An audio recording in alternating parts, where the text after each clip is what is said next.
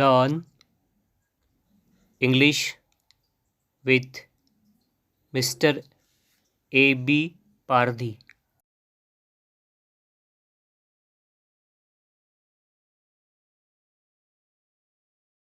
Hello friends, welcome all of you in Learn with English in tense series. The next tense is past continuous tense. The verb form for past continuous tense is was or were. We use to use verb was or were plus base form of the main verb and we join ing participle to the base form of the verb. Structure in assertive sentence: subject plus was or were plus v1, that is the base form of the main verb, plus ing participle plus object. Let me see example of past continuous tense.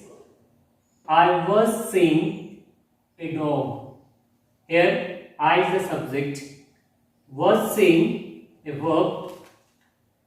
Here we see was as a to be verb, main verb is see, and we join the ing participle.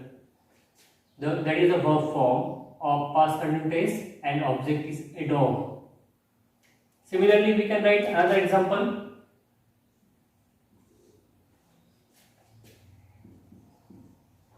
He was seeing a dog. You can use different pronouns for the subjects, verbs also and object also. And you can write several sentences in past continuous tense. Now this is about the verb form, structure and example. Further that we see the uses of past continuous tense. Past continuous tense is used for an action that was going on a certain time in the past. Certain time in the past. Let me see in the example. I was writing a letter at 8 o'clock this morning. The action of writing a letter that happened 8 o'clock in the morning means this action that happened at 8 o'clock in the morning, and for that we use past continuous tense, means that action was going on certain time in the past.